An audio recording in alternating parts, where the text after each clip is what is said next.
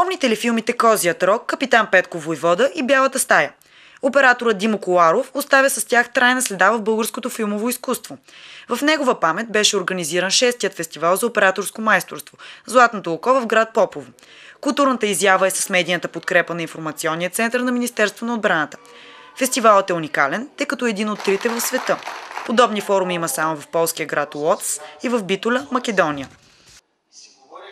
Най-важното е това, че този фестивал изведнъж ще се впише в една малка, достойна, професионална поредица.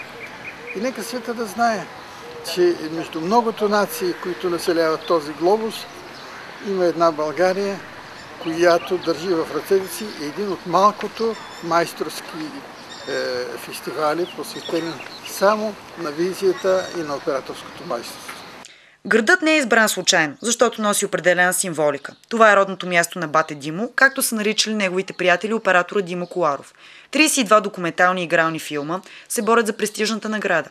Филмовият форум започва с представяне на книга за Димо Коларов. Поднесени бяха цветя пред родната къща на маестрото. Наистина бележи едно постоянство и една свежест в това, което те представят като програма.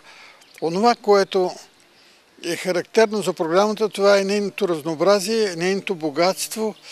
В първия ден се представиха филми на студенти, млади надежди в операторското изкуство. Те имат нестандартни идеи и друг поглед към света, но не им достига практика и рутина. Какво им липсва на студентите? Едното, което споделяхме с колегите, е, че може би не четат в буквалния смисъл на думата. Другото, което прави впечатление, е, че в известен смисъл върват по най-малкото съпротивление. Тоест, давам следния пример. Гледат MTV и взимат някои неща буквално, независимо каква е темата и с какво се занимават. Като председател на журито, как ще оценявате филмите тази година? Единствено по един единствен критерий – добра операторска работа. Нека цитираме Димо Коларов, който казва, че снимачната работа не е сложна, но за да се разбере, че е проста, трябва да мине много време на къртовски труд и всеотдайност. Тази година на фестивала преобладаваха документалните филми, които не са толкова комерциални и съответно не се радват на голяма популярност. Обръща ли се достатъчно внимание на документалното кино в България днес? Документалното кино, значи първо трябва да направим разлика, разширение репортаж и документалното кино. Мисля, че тези две така малко се сливат в един момент.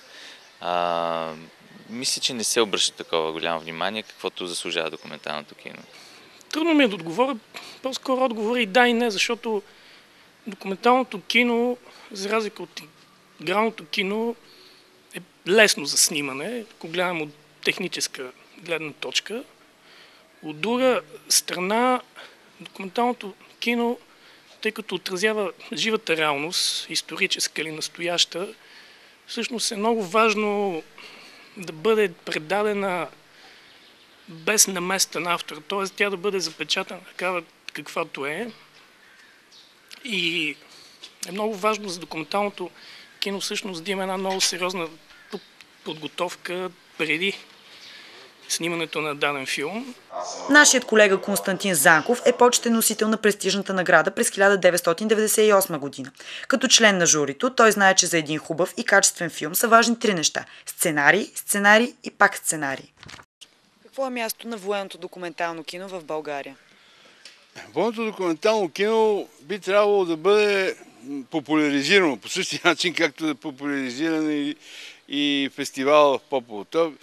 Военните филми трябва да участват на всички фестивали в България. Те не са толкова малко. Чак има 4-5 фестивала държавни, които биха могли да участват, както участват студентските програми, така може и военната студия или сектор филми да участва с една сборна програма и да бъде популяризирана. Не само по военния телевизионен канал, просто трябва да се използват средствата за масова информация.